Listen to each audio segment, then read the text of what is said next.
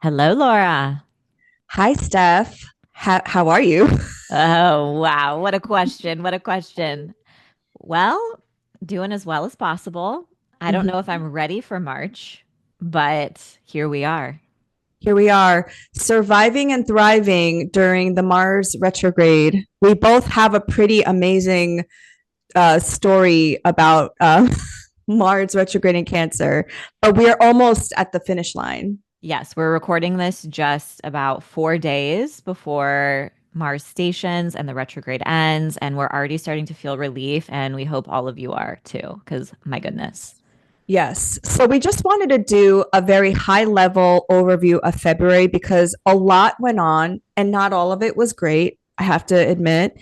But basically, I tried to track each of the news stories that happened to a specific transit, and it just seemed that the overall underlying theme was the Mars retrograde in the sign of Cancer, like the ongoing ice raids, which is very much displacement from home, right? Cancer.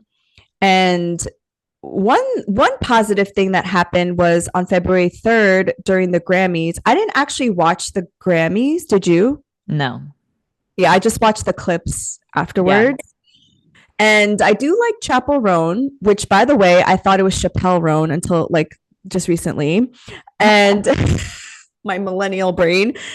Chapel Roan, when she won the Grammy for best pop album, was a pop album. I think Best New Artist, or Best maybe Pop artist. Album. I don't know. See, we didn't watch it, so we're not even sure. But she calls out the music industry and how they need to step up and support their artists and that they need to have healthcare coverage. And she said that when she was ever going to win a Grammy, she wanted to use her platform to raise awareness to something. And I did think this was interesting because Chapel has her sun, Jupiter, and Mars in the sign of Pisces in the sixth whole sign house. And the sixth whole sign house is about health. Hmm. And 2 days before, there was a Venus in Pisces conjunct Neptune and the North Node transiting her sixth house. So I'm just wondering because in March, we're going to see this again, this activation, if anything else is going to happen or if Chapel's going to continue on with this healthcare coverage, I guess. I think there'll be some changes because of it. I've read some articles that other artists were also donating. She made a donation, like $25,000 towards something. And I think some other artists also stepped up. And I feel like when we see those conjunctions again, maybe some changes will take place in the music industry. I don't know. Yeah. And, you know, Pisces is a part of the Pisces Virgo axis, which is about healing. And Luigi Mangione's trial, I think, starts in March, or like, I think he is going to become more visible again. And then I'm curious to hear your like post full moon in Leo predictions because you made, well, we both said that something was going to happen to Trump and Elon, but you said something very specifically about Elon Musk. Yeah, so I thought that Elon and Trump would be getting in a fight. And who knows, maybe something happened behind the scenes. We don't really know.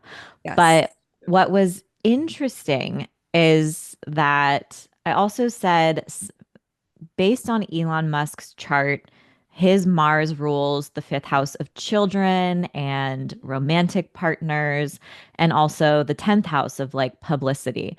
So on that full moon, that's when he brought his child to the Oval Office. And then Grimes, his ex, kind of came out and said, like, hey, like my kid should not be in public like this. And I think my prediction was like some of his old partners might Yes. take, issue with something or come forward and, complain about him or have share some of their truth and their experiences.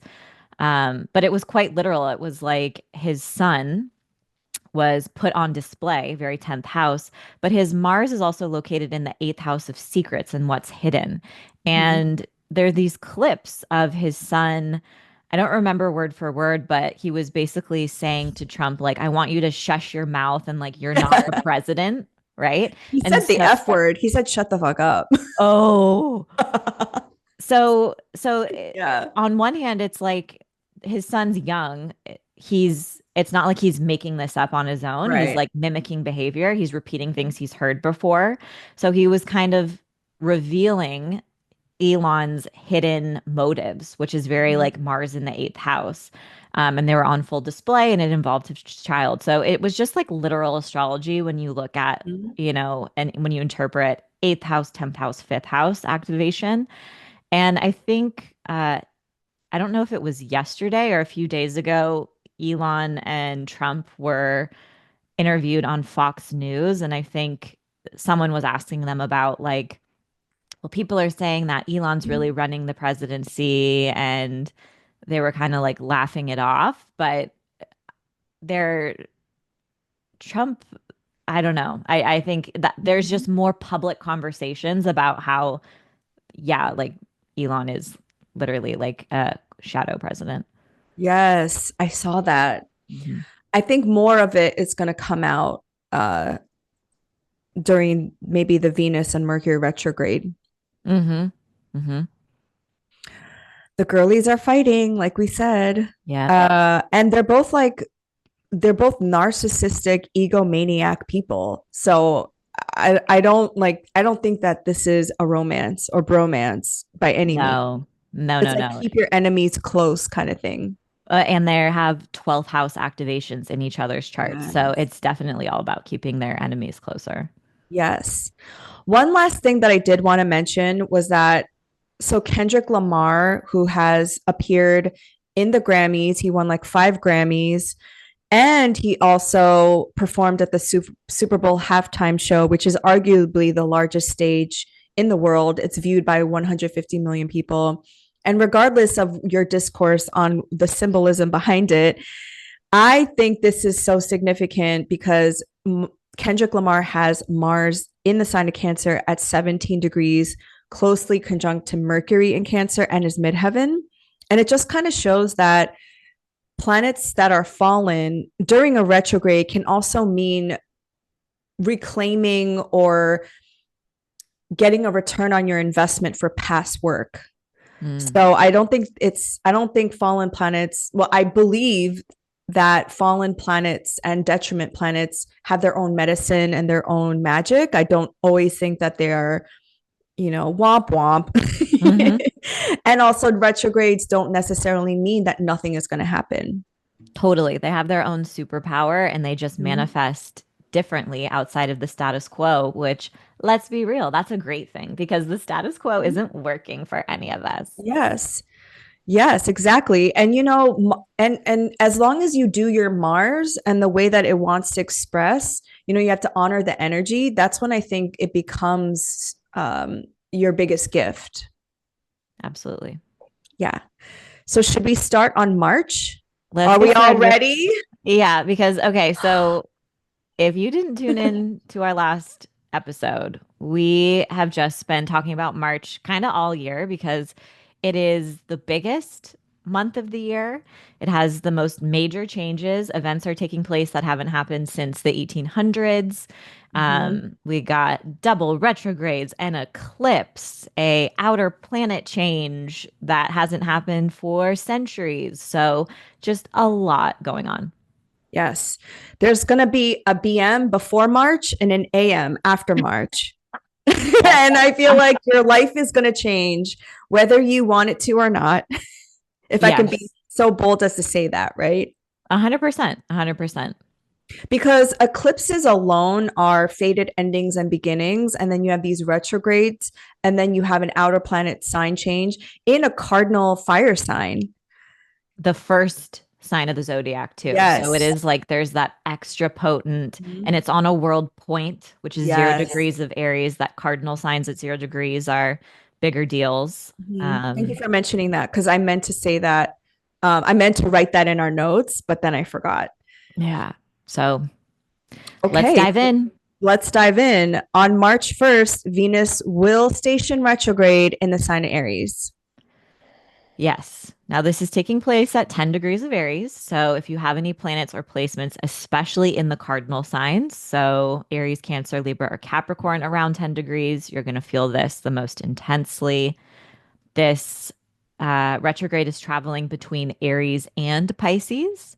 So, two different sections of your birth chart that you're going to want to pay attention to. Um, Interesting that Venus is going to start out in detriment in Aries, but then it goes into the exaltation, Pisces. So it's going to be struggling a little bit more as it moves through Aries, but then there's some sort of relief or a definite vibe shift, even though we're still moving through the retrograde. Mm-hmm. The last time Venus was retrograde in Aries, I'll just try to go back as far as I think our listeners were alive. Mhm. It was 2017, which was the most recent one. And you can go back in 8 year increments. So 2009, 2001, 1993, 1985, 1977, 1969. I meant to write 1961, 1953, and 1945. So just think back to what happened during those retrograde years to give you similar, like hints of similar clues of what might happen this time around. Yes, yes. Um, And I think you can also, we had a Mercury retrograde in Aries last year from April 1st through the 25th. So if you can Mm-hmm. kind of think back to that time period as well, you can also come up with clues because we're also going to have a Mercury retrograde in Aries this month. Yes. And I just remember the one in 2017.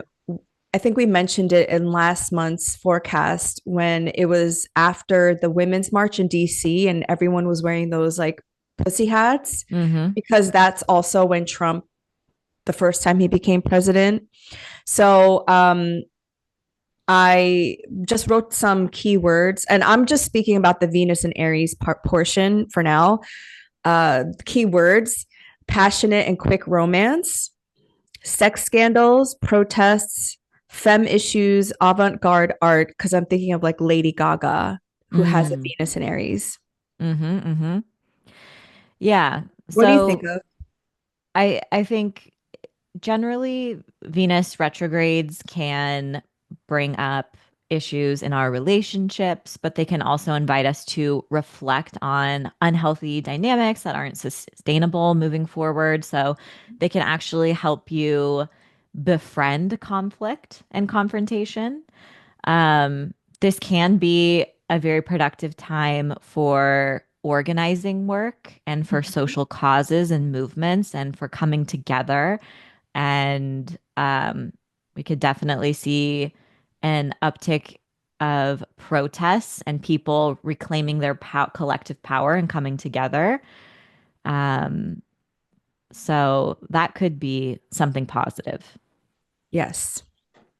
Fighting for what you love. Mhm. Venus in a Mars sign is like fighting for what you believe in, your values. And protecting those Mhm. who deserve it and need it Yes. most.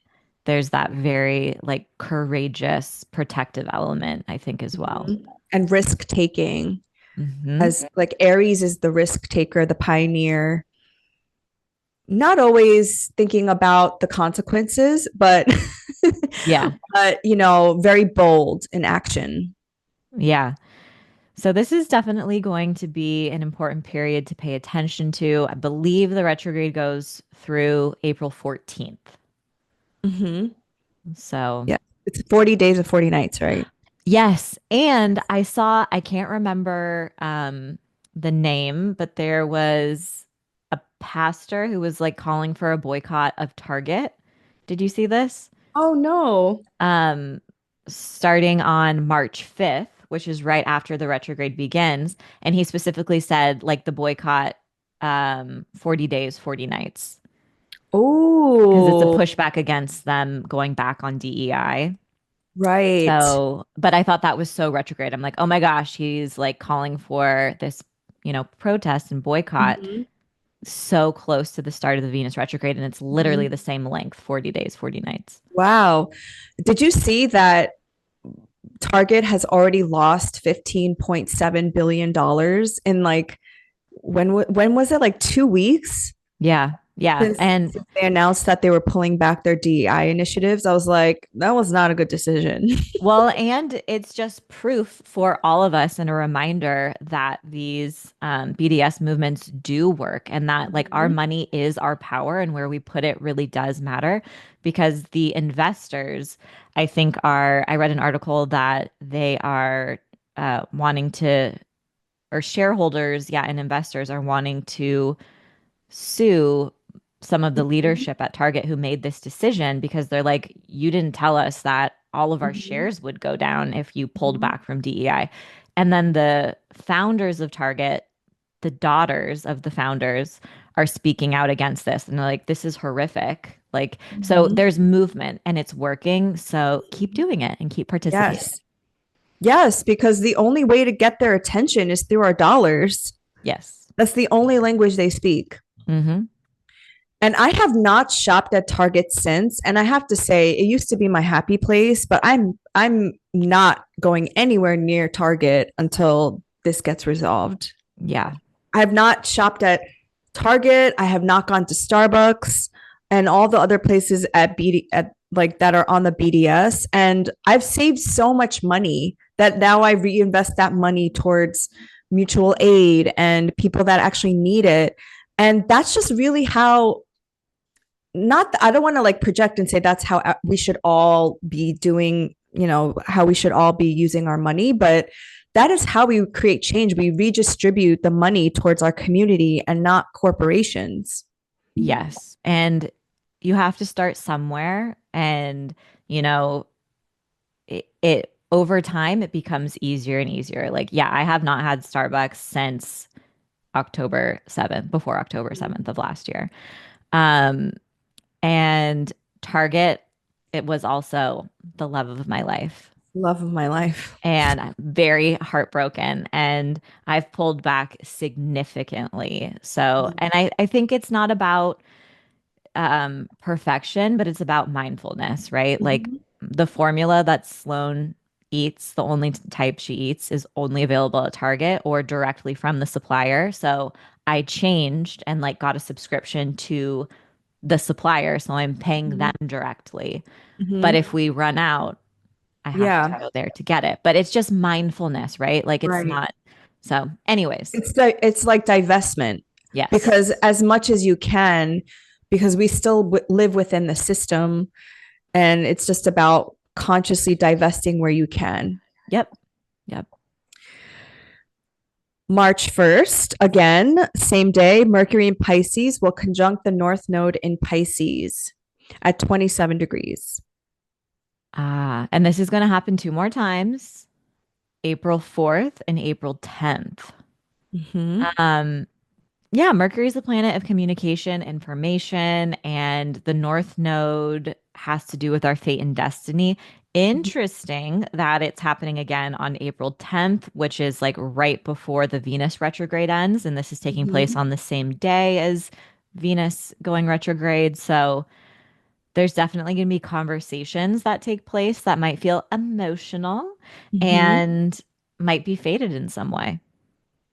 Yes, I just love all of these Mercury connections this month.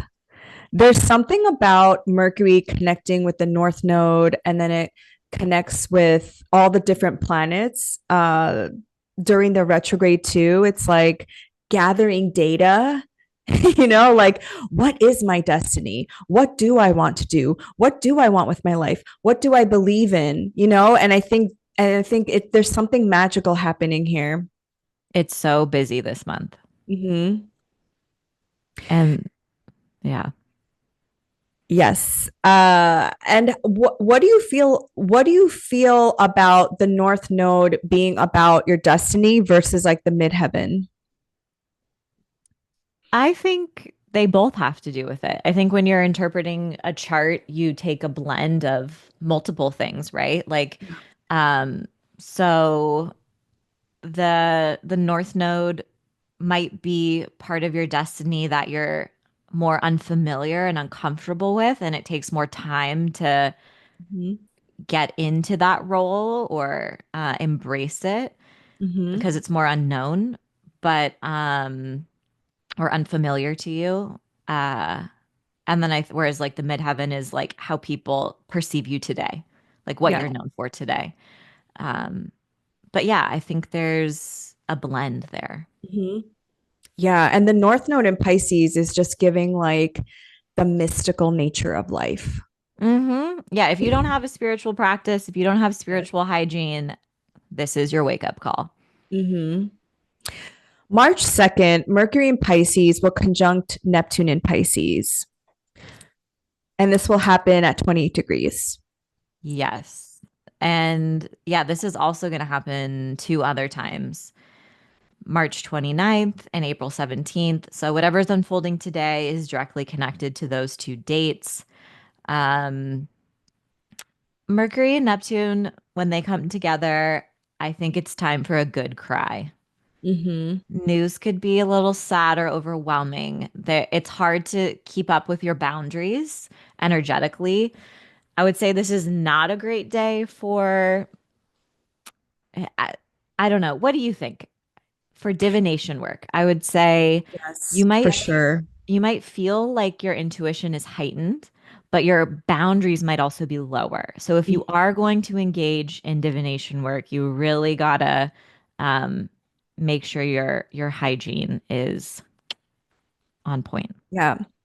I was going to say this is a good day to, well, it depends on your relationship to the unknown because Neptune in Pisces is just the unknown. It's like the mystical fog that you just don't know where you're going. And so if you don't like that kind of energy, this could just be a great day to like listen to music and go to a sauna or something. Mhm. But see, I have a Mercury in Pisces and actually I'm looking at this transit as a good day to write parts of my book that is like a fantasy fiction. So Yeah. I'm going to like channel that energy to bring me to a different like state, a different dimension and realm. So again, I guess it depends on your relationship to the mystical. What I find interesting about this is that when it connects on March 29th, it will like be at 59 degrees and no 29 degrees and 59 minutes, like right before it enters into Aries. And then the next connection, the third connection, is April 17th when they're conjunct at 0 degrees of Aries. So the first connection on March 2nd, I don't know, there's something about like that, like getting some kind of download and then maybe you take action when Mercury Mm, goes direct. yeah. These are going to be kind of once in a lifetime events because we haven't Mm-hmm. had Neptune and Pisces this far Yeah, in no. the sign ever while we've been alive. And then, Mm-hmm. yeah, we haven't had Neptune and Aries either. So I would say this could definitely be a little bit of a life changing. Yes. Hmm. Receiving a download from like another realm. And I don't know. I just watched Interstellar. Have you ever watched that movie? Mm-mm. Oh, you need to watch it Okay. because it's basically, you know, how we always say the aliens are just us from the future? Like this movie is that. Oh, okay. I'm in. So I'm like, what future version of myself is talking to me now? I'm in. Okay. So You know how yeah, yeah, maybe. you know how we say like, I think I think I said this in like two forecasts ago. I consider Neptune and Pisces to be an alien like transit. Yeah, we do get a lot of alien stuff around Neptune and Pisces. Mm-hmm. So that's a big day. That's a big day. The second transit is the Sun in Pisces is squared Jupiter and Gemini at 11 degrees, and Jupiter and Gemini has been at 11 degrees for forever. For forever since, before February 4th, because that's Yes. when the retrograde ended and it was just kind of hanging out at 11 Mm-hmm. degrees. And a month later, still there.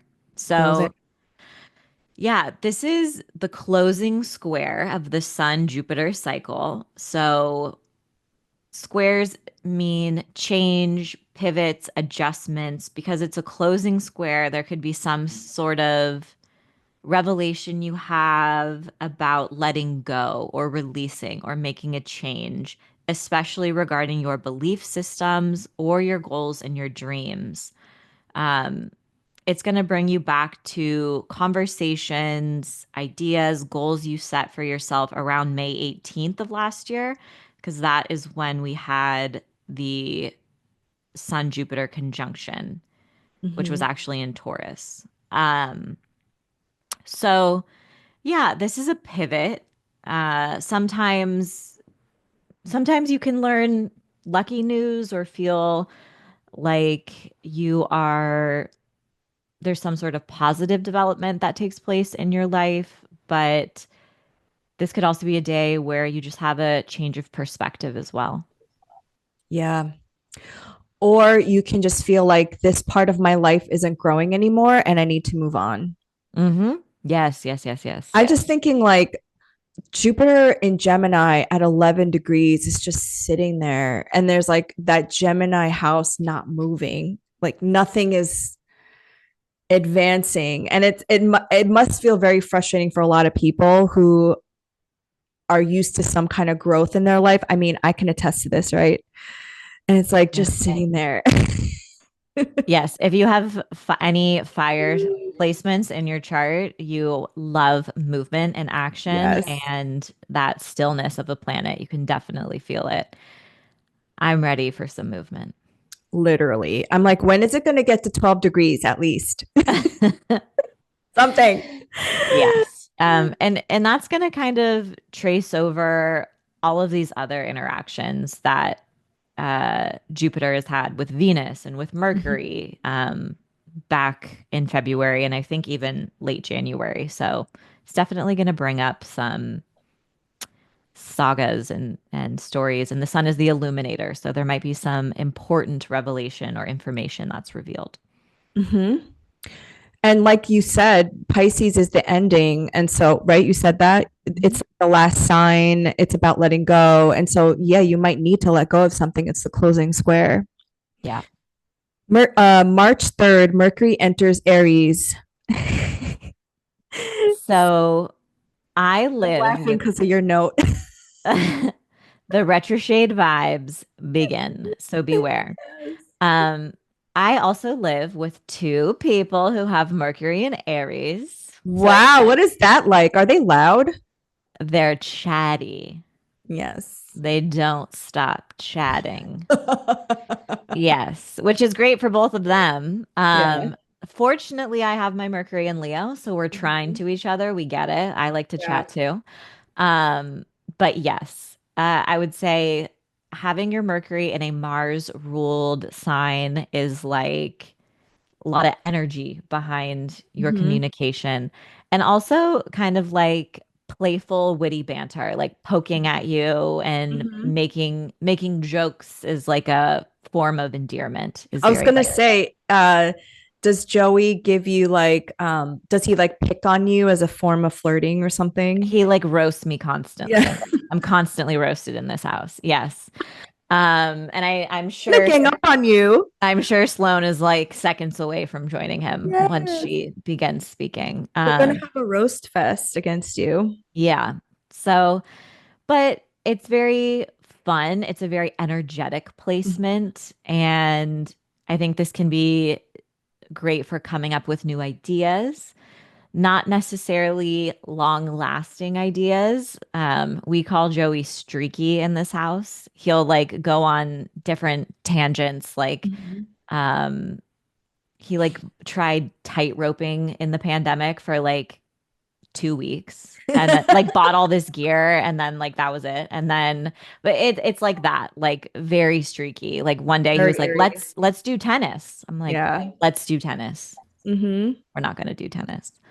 um so yeah, you might have some new ideas or hobbies or things that you want to do but you might not have like the wherewithal, especially with the retrograde energy, to stick with them. So be Hmm. gentle with yourself, follow your curiosity, have fun, but don't put pressure on yourself to like this is my new goal. This is my life path. Like let the pieces kind of fall into place. Once Mercury moves into Taurus and the retrograde is over, things are going Mhm. to feel more stable. Yes. I like Mercury and Aries people because they're super blunt and to the point. And as an Yes. Aries myself, I really appreciate that. And it's just something that I think other people would take as them being mean, but I just really appreciate the bluntness. They're very honest, Very honest. which is great. As a Leo, I love honesty. Mm-hmm. So, yeah, so this could be a time where you speak too soon, right? Mars, you're taking action, you're just Mm-hmm. like leading with your impulse. Mm-hmm. And feelings could get hurt, but It's just like keep getting on. triggered. It's like getting triggered in the comment section and you're writing like a paragraph. Yes. It's like, Yes. you need to calm down. Take a Yes. breath first. Take a That's me breath. all the time. I'm like, ah. Yes, before you respond, take a Yes. breath. Yes. Um, but yeah, Mercury is going to go retrograde later in the month, in a couple days after this. So just pay attention to what's coming through because you've got some stuff to work out. Mm-hmm. On March 5th, Mercury in Aries will sextile Pluto in Aquarius at 3 degrees. I liked Yeah, it. this is cute. I like this. Now Pluto is the farthest that it's Mhm. been in Aquarius. It's only made it to 2 degrees. So this is Mhm. this is kind of great. It's at three Yes. degrees now.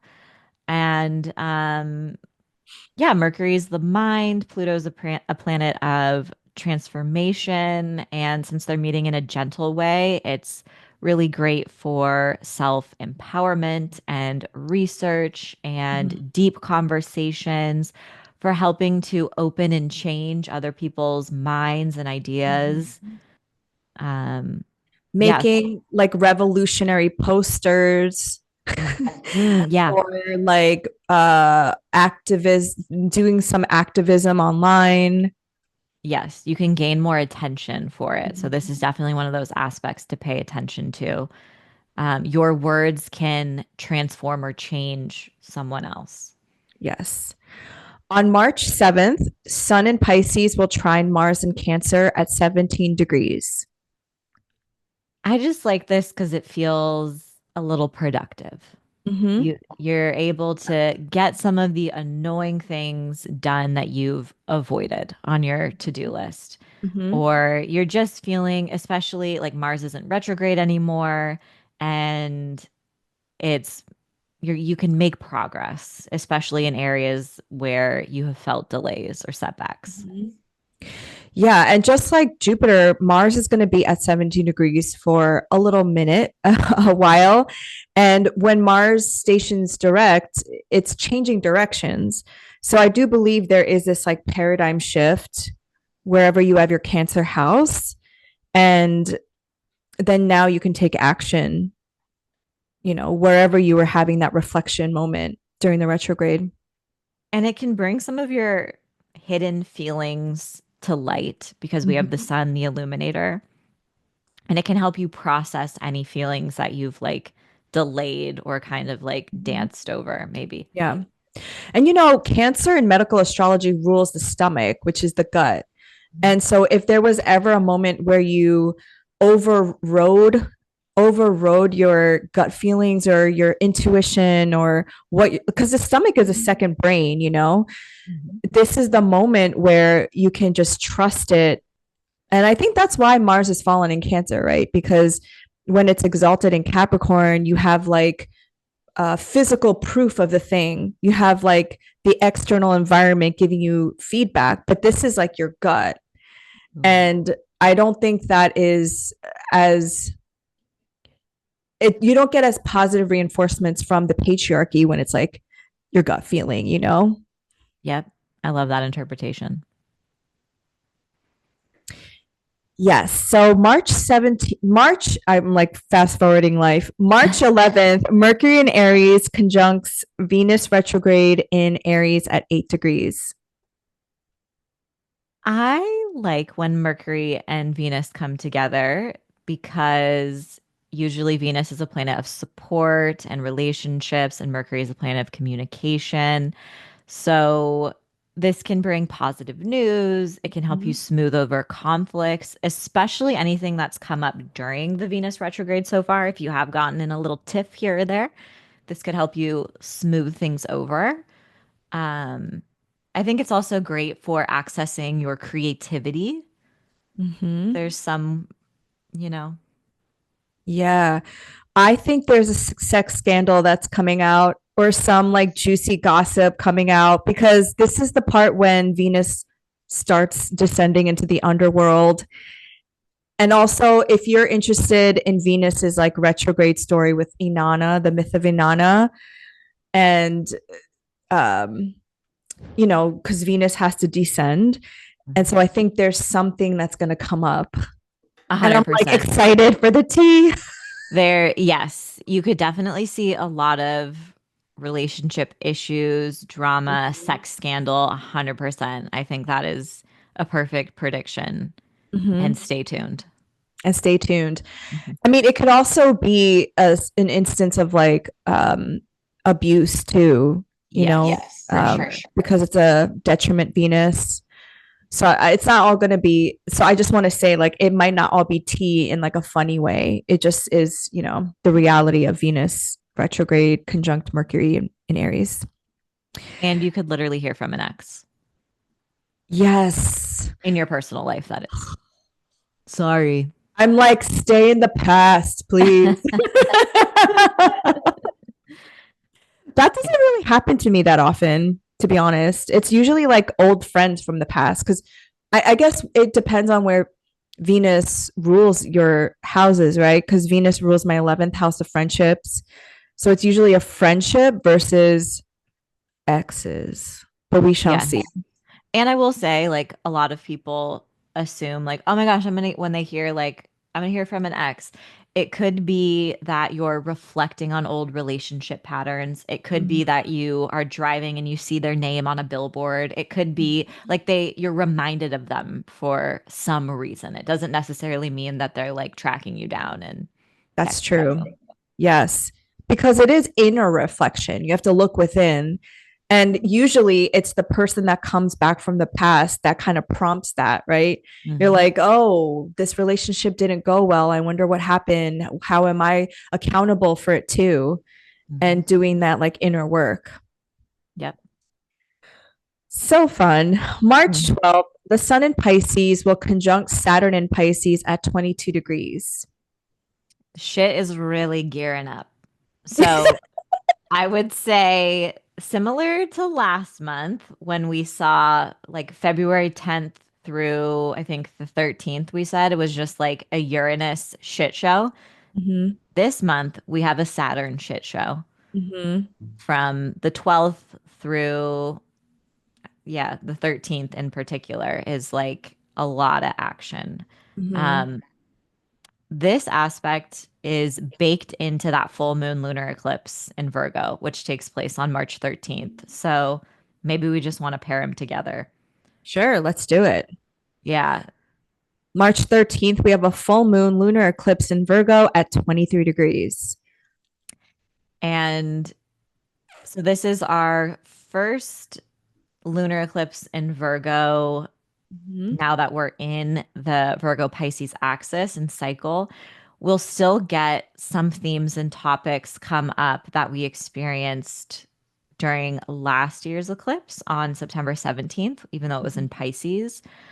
Um, but yeah, this eclipse looks interesting because it's conjunct Saturn. Mm-hmm.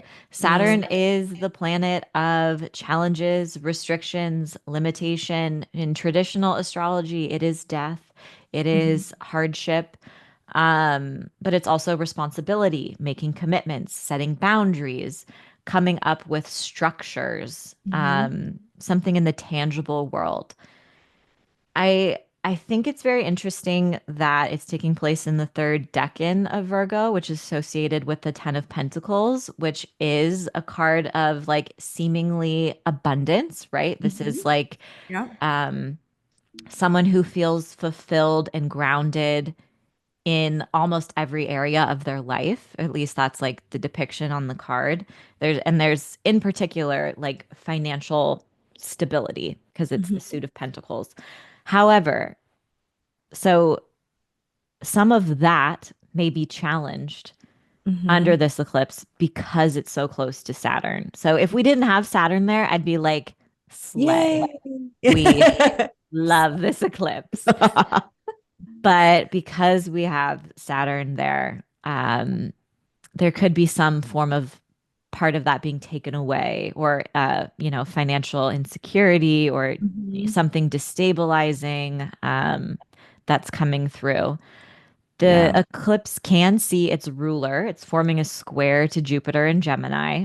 Um, so it's good that they can see each other, but again, it's in this like not super helpful aspect. I don't know. What do you think? Yeah, when you were just talking about the Ten of Pentacles and how the eclipse is conjunct Saturn, it just reminded me of, eclipses is, well, it's a lunar eclipse, right? So that means that the moon is being eclipsed by the sun. Mhm. And the moon represents the body and it like our physical manifestations. And so if it's conjunct Saturn and there's some kind of disappointment, maybe something that you've worked a really long time for is either not what you thought, or the dream that you thought that you were trying to achieve is just not it, or it's taken away in some way, like it's eclipsed, it's like bye, Mhm. and I hate to say this because I do believe in the power of our minds, that if you believe something, there is a self-fulfilling prophecy. But if we're just being like realistic here, I think this is a shocking kind of moment of, oh, something is like not working out to what we thought, right? It's definitely an ending, and you have like two signatures of that bare minimum. The fact that it's a lunar eclipse and the fact that you have Saturn so closely involved in this eclipse.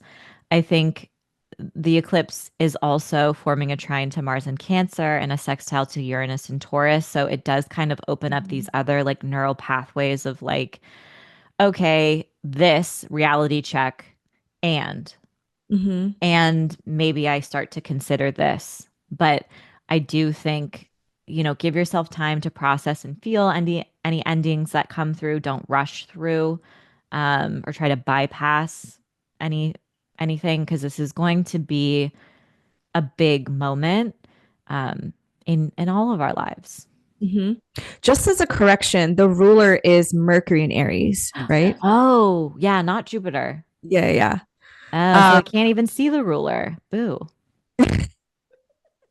so the ruler of the eclipse is Mercury in Aries, which is in its shadow. But Jupiter in Gemini is still forming a square. Oh my God. If you're not watching the video version of this, my mouth is like on the floor. I'm like, my jaw just dropped.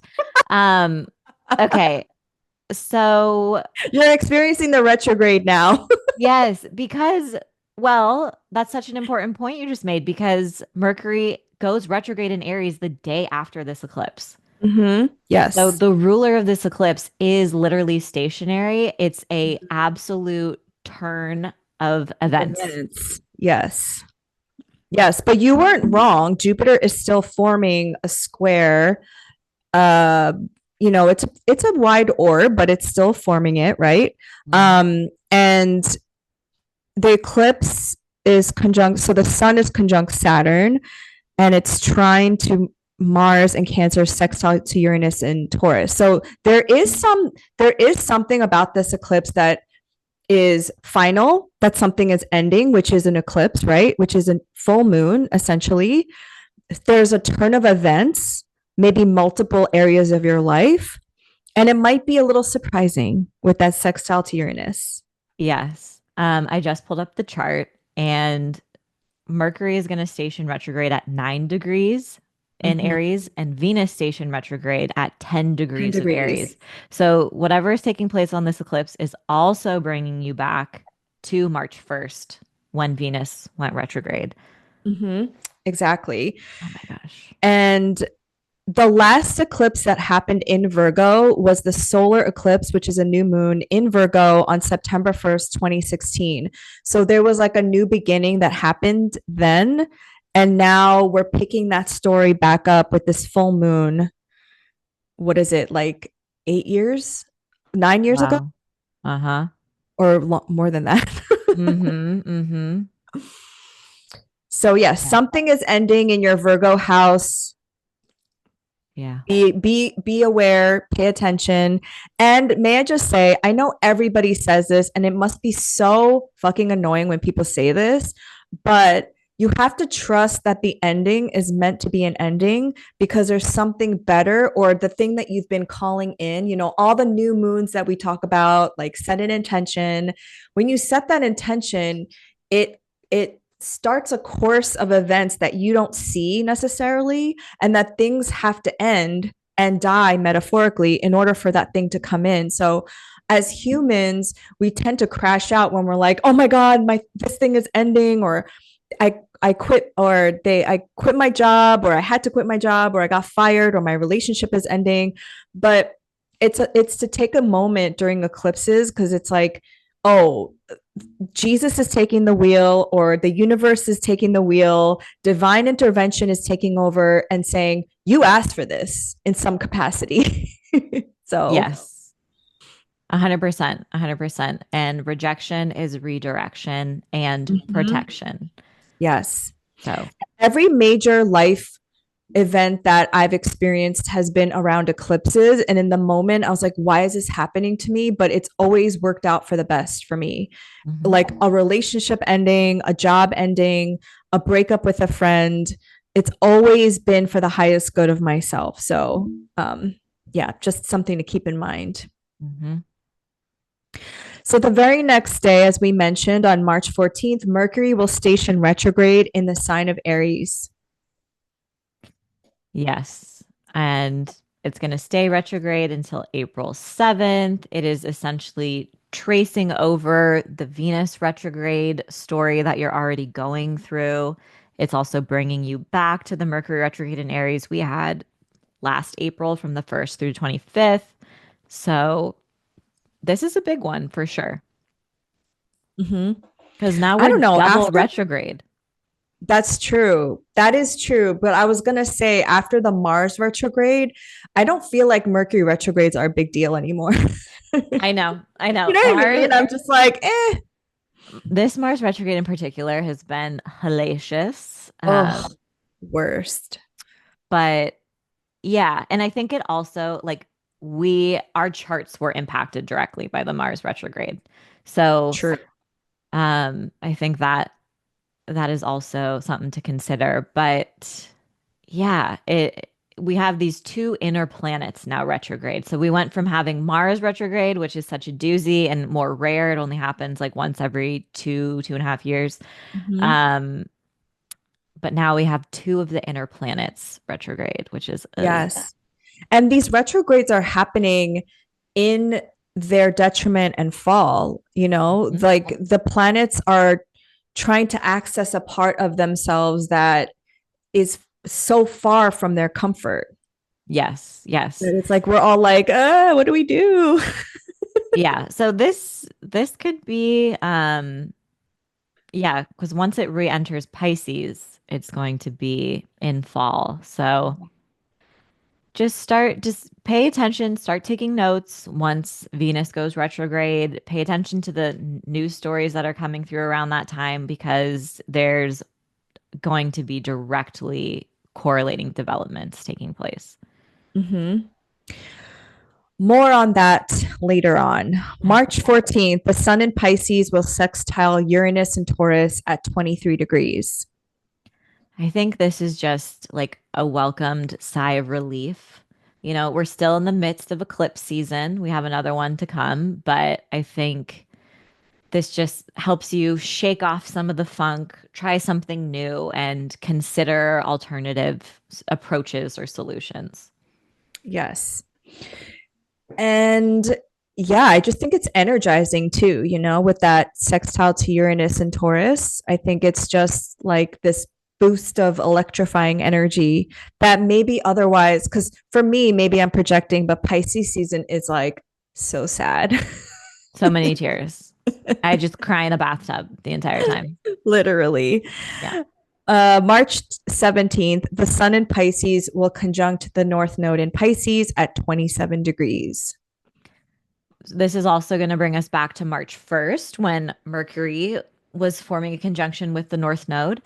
Mm-hmm. Um, and yeah, this could feel like a moment of illumination on your path and where you're headed, your destiny. You could meet fated people. Um, yeah, I would also say on the opposite end, because the North Node has this like it's the head of the dragon, so it has this like obsessive energy and because it's an increasing point. I can see people who are in the new age spiritual spaces have like spiritual psychosis and go off the deep end. mm, definitely. There's Five years. yeah, a strong element of Delulu there and They're still paranoia. around. Yeah. Yeah. I mean, there I guess we're always gonna have them in every era, but I would just caution people who are into psychedelic drugs to be careful. Yeah, especially given our next transit a couple days later. Yes, because on March 19th, the sun in Pisces will conjunct Neptune in Pisces at 29 degrees. And this is such a Delulu transit.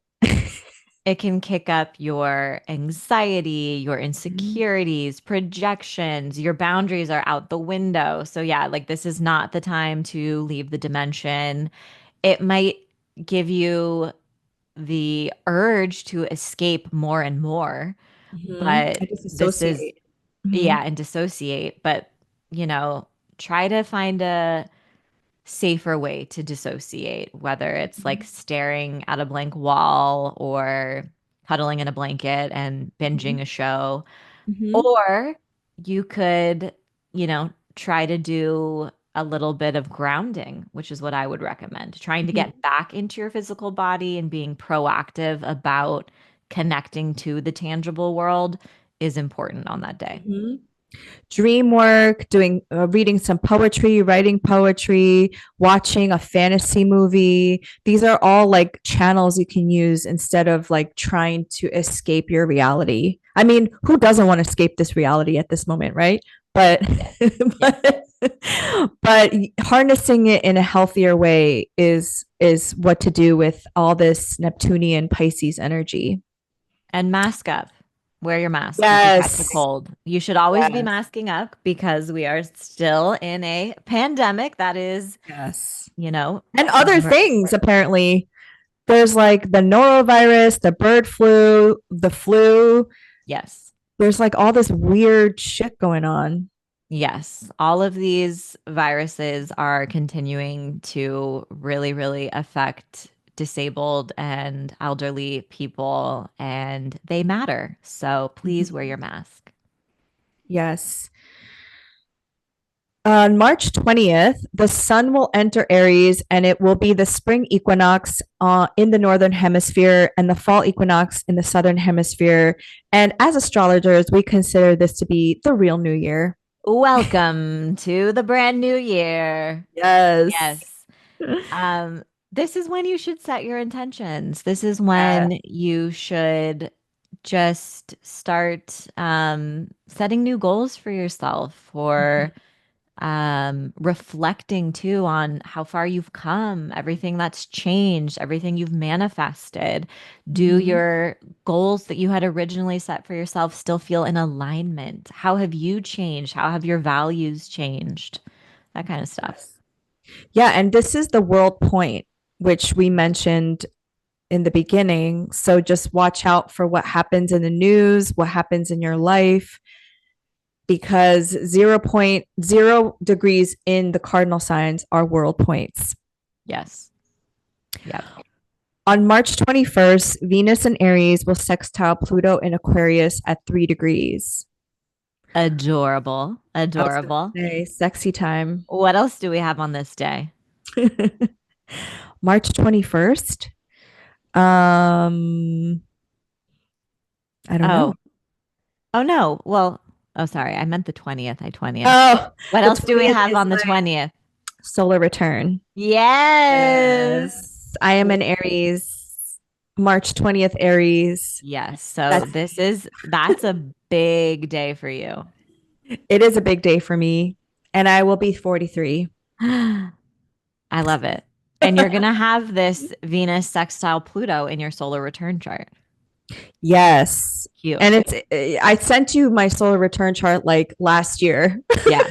Yes. Like, look Yes. at this. It's I going to was be a powerful year. like, what do you think all this is going to mean? Mm-hmm. Yeah. And I think just generally in the month of March, it's so much Pisces and then Aries and then back into Pisces. Yep. Yep. So, yeah, I'm excited for this Venus sextile Pluto in Aquarius because it's very sexy to me. It is a sexy time. It's a great time to deepen your relationships with the important Mhm. people in your life. You could like sign a contract or make a new creative commitment that feels transformative or healing. Yes. This to me is like, if you don't believe in the revolution, I cannot date you. Yes. Yes, yes, yes. Your values. Yes. You're going to be turned on by someone who is standing up for their values courageously. Yes. I was literally telling my mom that when Luigi Mangione came onto the scene, I was like, that healed something in me. Like Mm-hmm. watching a white man do that healed something in me. And so Mm-hmm. now white men are back on the table, Okay. Okay. We need, especially Italians. as I say, we need to get you Luigi. Yeah, I mean Luigi's a little young for me, but I'm open. I'm open, You know, Luigi. though, with your Venus in a Saturn ruled sign, it's all about age gaps. So it could That's be younger. true. That's true. Hmm. As long as he's doing something, Right. like Venus and Aries is active. You know what I'm Yep. saying? It's like, I Yep. love you so much. I will take out a CEO. Yes. Yes. He set the bar high. Let's not lie. Has Venus and Aries, I think. I Oh, think so. I think he's a Taurus sun and a Mars in Taurus. And I think his Venus, he has a bunch of Aries. okay. So This it is makes checking out. sense. Yes. Anyway, going off my Luigi rant, March 22nd, the Sun in Aries will conjunct Venus retrograde in Aries at 2 degrees. This is great. Halfway Yes. point of our Venus retrograde story. So this could definitely bring revelations, a turning point, Mhm. temporary relief. Um, what else? Yeah, illumination. This is usually when Venus, like if we're following the myth of Inanna, when she starts her ascent up back from the underworld, Mhm. and when she's realized that the part of her that needs to die in order for her to become the person that she's meant to be. And so there's like a reclamation of power in some way. And and I really love this Venus in retrograde in Aries and Pisces in this story because I think a lot of people mistake the dark feminine as evil. You know, if you think of like Lilith and Eris and who else in like the pantheon, like Persephone, even with Hades, it's like, oh, they're the Medusa. Medusa, thank you. Like they are evil. And it's not. Like dark feminine energy is about chaos and destruction for a purpose and intention. And And also, reclaiming your power. literally, I don't really love this like the only feminine figures we have is like Aphrodite. It's like love and light and beauty for like the patriarchal gaze. It's like, no. Yeah. I just started reading more of Asteroid Goddess by Mhm. Demetra George and Yes, I love that book. fascinating, It's such a fascinating. good book. Oh my Yes, gosh. I'm diving into Pallas Athene, which Yes. is conjunct my midheaven, which explains so much. OMG. Wait, I what know. sign is that? Aries? Mine's in Aries, yeah. Mine's in Libra. Love, We balance it out. We balance it out. We're here to make change in the world. And Wait, yeah. I actually love that you're reading that book because when I read that book, it just opened up this whole like I had my feminine awakening. I was like, "Oh my gosh." And when we say feminine, we don't just mean women because it's like Yes. feminine and masculine energy are in everybody. 100%. And Palace in particular is all about like androgyny. And Mhm. I, recently changed my pronouns to she, they, because I've Mhm. like never felt like on a binary. And I'm like, oh my Yeah. gosh, Palace, thank you for being so seen. I Yeah. feel so like, yeah. Yeah, because she was a warrior too. She was Hmm. badass. I mean, she Yeah. wasn't, oh, she was problematic sometime, actually, all the time. And like the Athena, Athens was named after her. Hmm. She's Yep. badass. Yeah. So look up the asteroids if you haven't checked them Yes. out. But Yes. Where was I? Oh, okay. Yeah. Yeah. oh. Um, so we just talked about yes, March 25th, Mercury in Aries will sextile Pluto in Aquarius at 3 degrees. Yep. And this is going to bring us back to March 21st. So you're having conversations from, continued from whatever took place on the 21st when Venus met with Pluto. Mm-hmm. And I think, oh, wait, we skipped March 23rd. The sun will meet with Pluto. Right? Oh, we did? I think so. Oh, sorry. The sun will, okay, so March 23rd, the sun is going to meet with Pluto, and that is going to bring us to Mm-hmm. March 25th when Mercury meets with Pluto.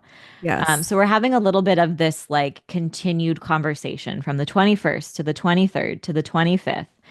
And on March 25th, we reached the halfway point of our Mercury retrograde journey. Mm-hmm. So 4 degrees. Again, similar to what we were talking about with the sun conjunct Venus, you are having a moment of illumination and clarity and temporary relief from your Mercury retrograde journey. Oh, yes. I skipped March 24th. The sun in Aries conjunct Mercury retrograde in Aries at 4 degrees. And then on March 25th, Mercury in Aries sextile Pluto in Aquarius. So, like, the sun and Mercury is like a rebirth of Mercury.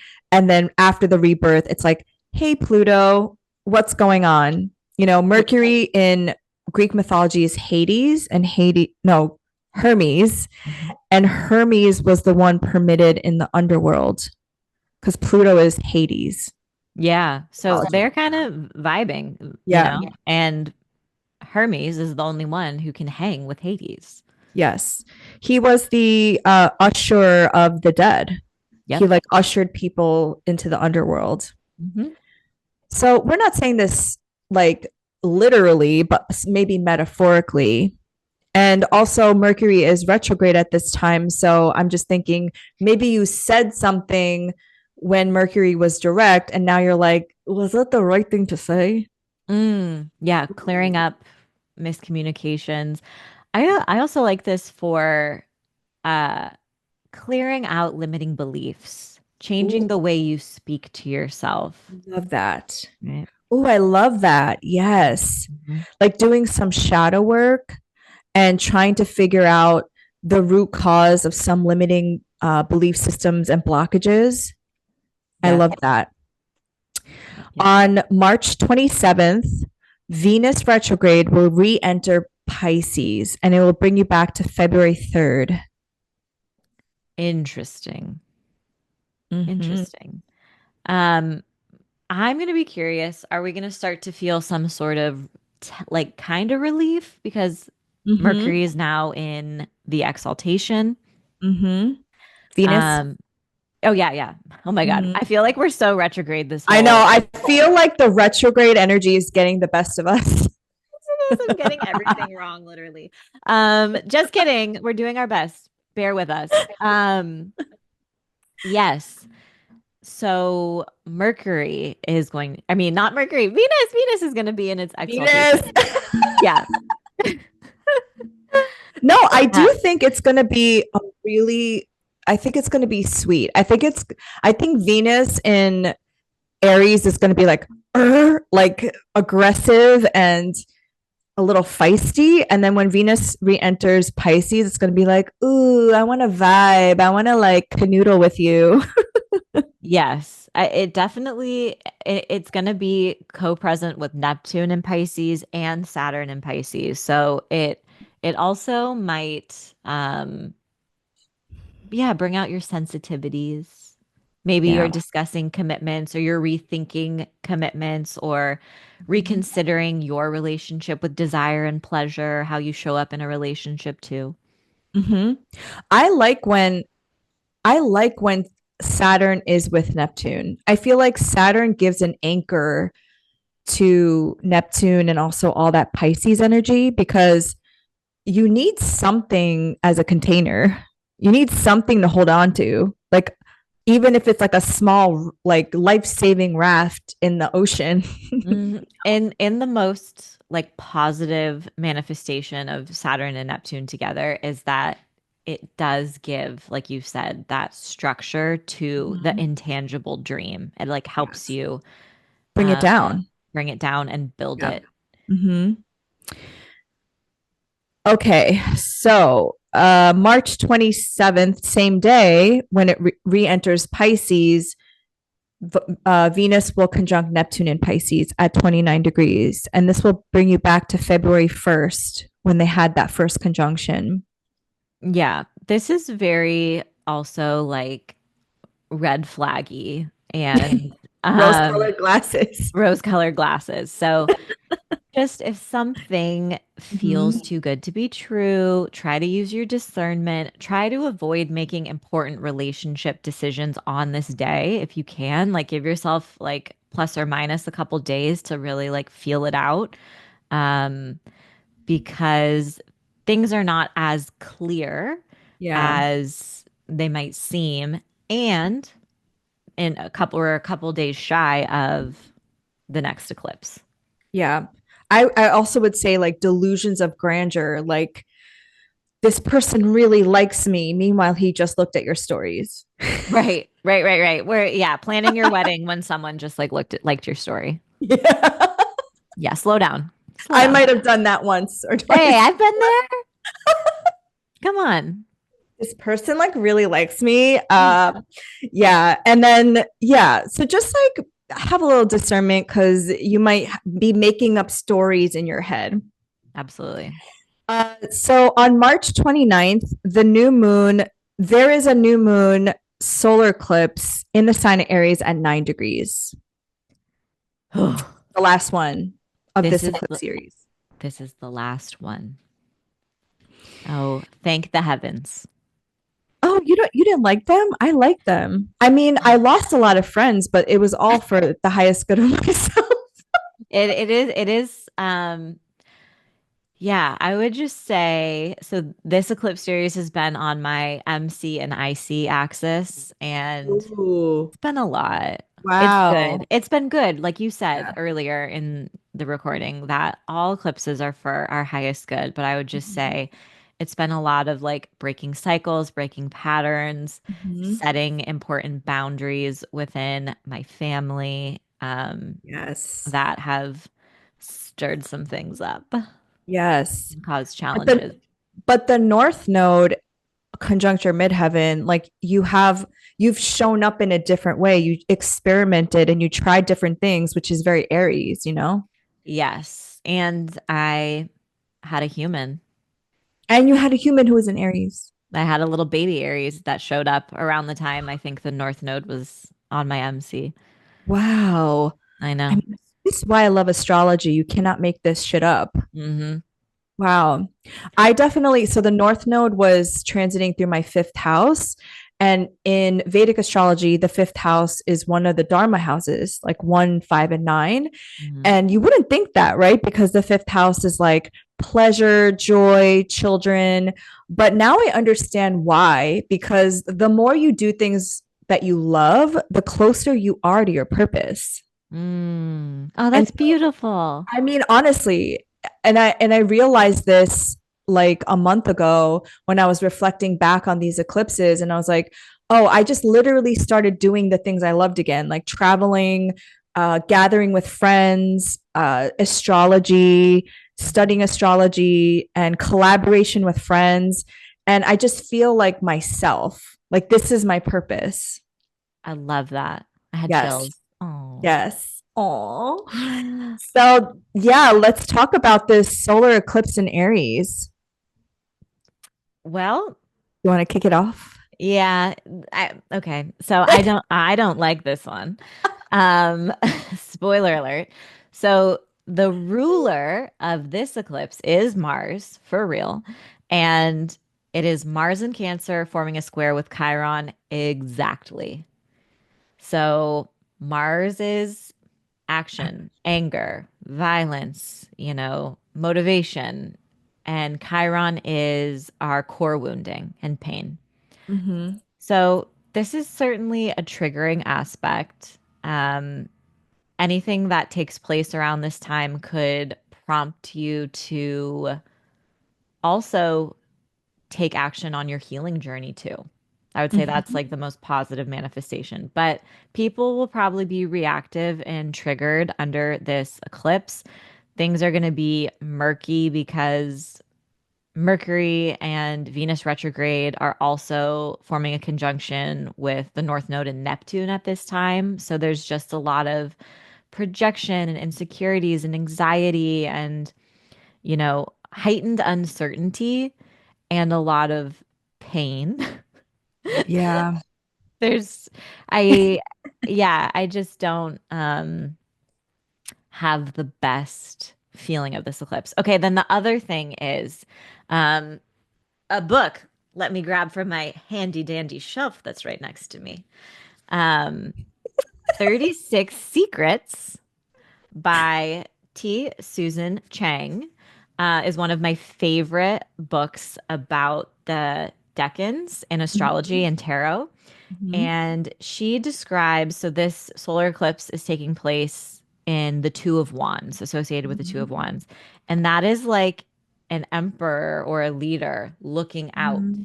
into the kingdom that he's like about to like take over and expand. There's like colonization undertones to this. I was gonna Uh, say it gives colonizer vibes. it gives colonizer vibes. So like yes, the Two of Wands can in our personal lives mean some like positive expansion as well. Mhm. Um, but I think there are colonizer vibes to this Mhm. eclipse. And given what is about to happen the following day, Yeah. uh, I just think I am feeling nervous about tension, conflict on the world stage growing. Mhm. Yes, and the whole this whole eclipse series started back in 2023, right? And the one that I remember is the solar eclipse in Libra in October of 2023, and that is when Israel and Palestine really like started to come up in the news again, and when the live stream genocide really started to catch everyone's attention. And this is the last one of that series. And I just get nervous because, again, Israel has a Libra rising, and every single eclipse that has happened between Aries and Libra, they do something. They do Yeah. something problematic.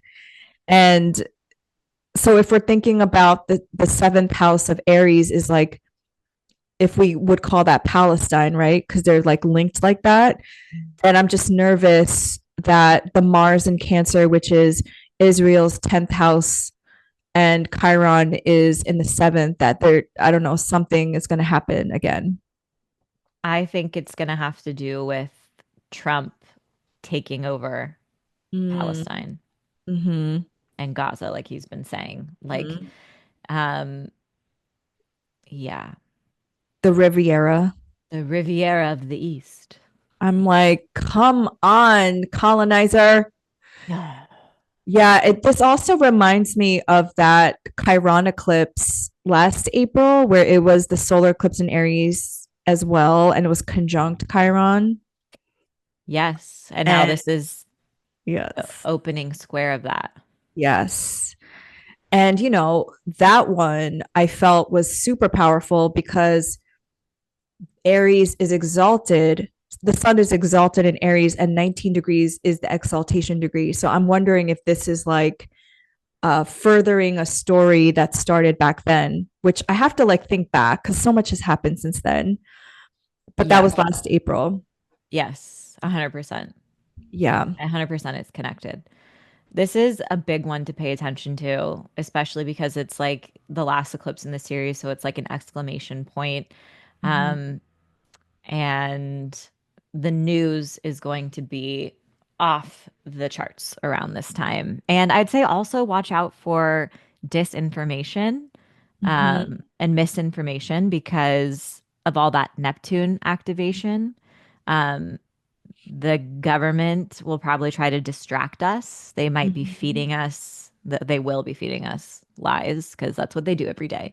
Mm-hmm. Um, but yeah, Yeah, and just stuff happening in the US too with the ongoing ICE raids and the assault on trans bodies and just everything that's going on, all the most vulnerable and marginalized communities, we have to take that Mars and Cancer and protect them.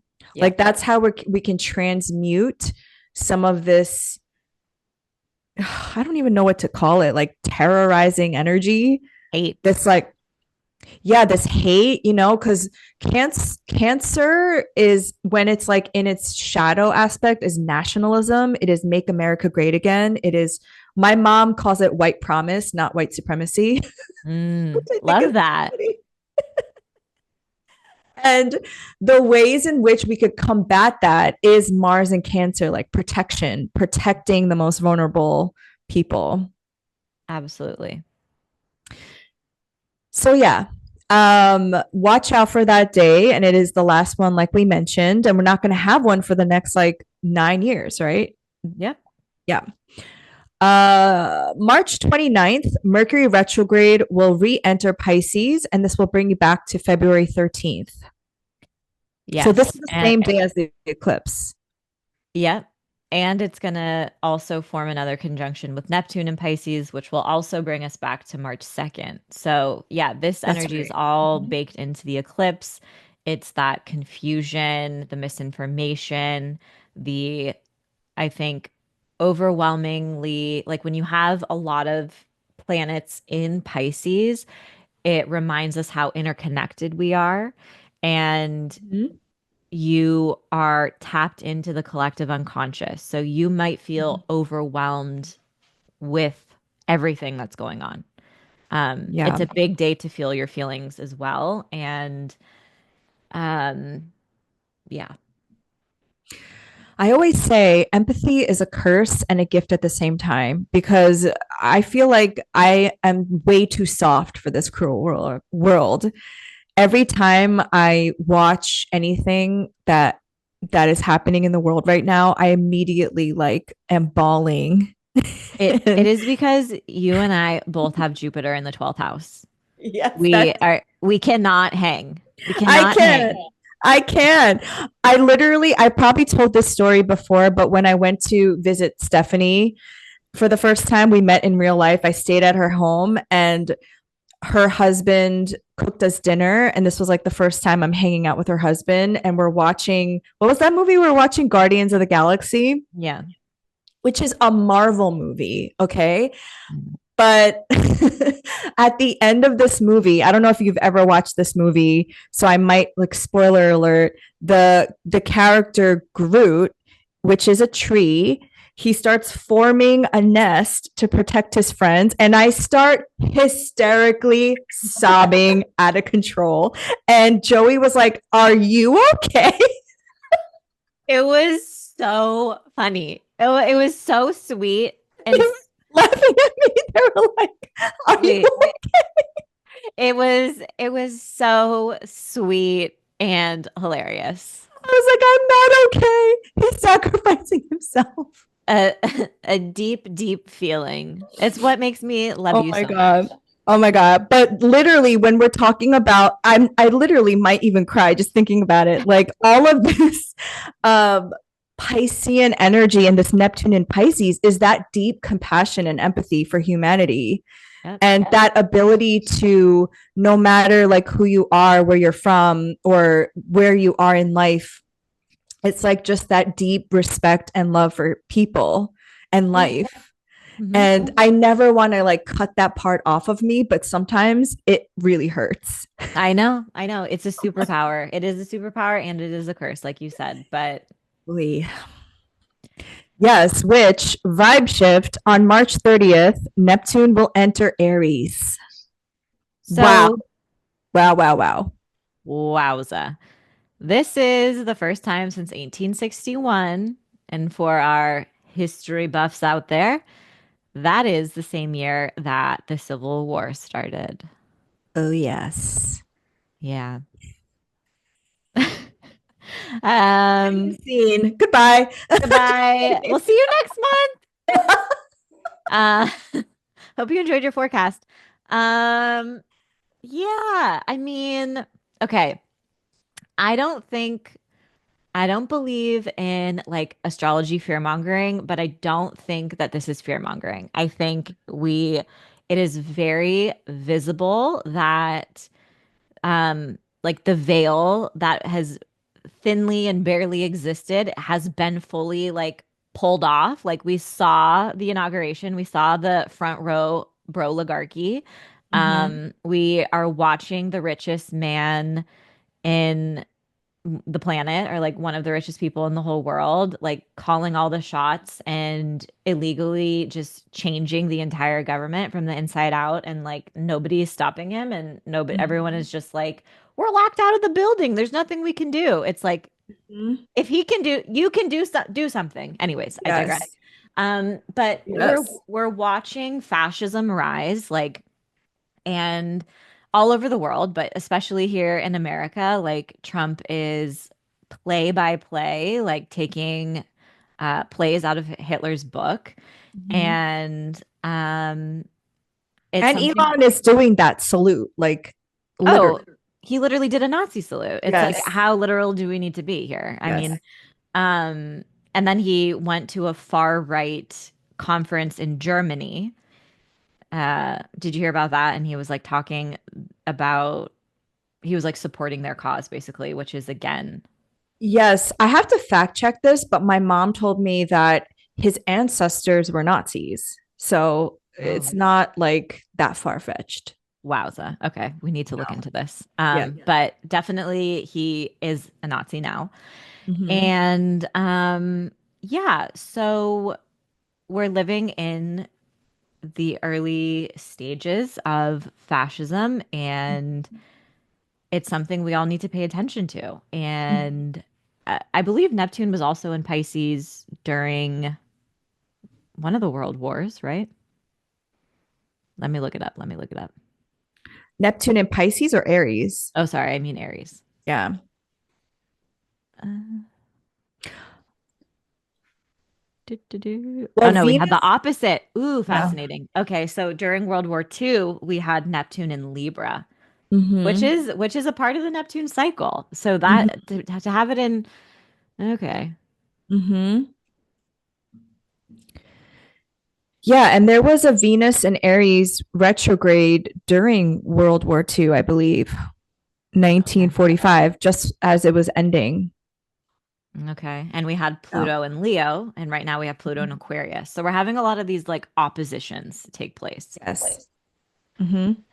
Um, And oh, Uranus and Gemini is also Gemini. fighting. That's what I'm thinking. Okay, so yeah, Yeah. we had Uranus and Gemini both in the Civil War and in World War World II. War II. Yes. And that is coming, spoiler alert, In July. July. July 7th, which is the day after, or 3 days after the USA's solar return, Right. which I think is interesting Yeah. because it's a return for the US. Yeah. And let's just say some positive things about Neptune and Aries, how this could manifest, just to end this on a high note. So, like, Neptune is your ideals and your beliefs. Yes, it's delusions and illusions, but Robert Hand, who is an astrologer, has always said that Neptune is our reality. And that's what I like about Neptune Saturn conjunctions, is that it really takes Saturn to like bring it down into Earth. And so, if we are tuning into Neptune in our ideals of this collective liberation and liberation for all, how can we then take action, Aries, to make it a reality? Mm, And, everybody has their own role, everybody has their gift that they're doing. Not everyone's going to like be in the armed resistance, right? Even though every revolution has had some form of armed resistance, I think you have to know you and you have to know yourself and know what you bring to the table. Very Aries. yes. And Neptune is also a planet of like disillusionment. And so this could also help you kind of strip away false pieces of yourself Yes. over time and help you show up more authentically and Mhm. to claim your gifts more authentically. And when Mhm. we are in our joy and living our purpose, which is something that capitalism prevents us Mhm. from doing because we are in the grind and we need to focus on survival, that is when um like we are able to show up together in community and make like such impactful changes. So that could be positive. Ooh, I like what you said about shedding like false identities because I really do believe that is the switch from Neptune and Pisces to Neptune and Aries. It's like I think when that happens, people are going to realize there's nobody going to save, no one's going to save you. Yep. None of these like leaders are going to save you. And I think a lot of people might be afraid of that because we live in a patriarchy that infantilizes us, but it's also that you are the leader. Like you have to figure that out on your own. Yep. Yep. Yeah. That this is the beginning of a major shift, and Neptune will be in Aries, I think, until 2039. So it's Yeah, a 14 longer, years. yeah, a longer transit, but it is I I feel positive about where it is taking us. I think we Mhm. just are in the beginning stages and it's going to take time. Yes. And so that is our March forecast. I can't believe we got through that. I know. Barely. So much.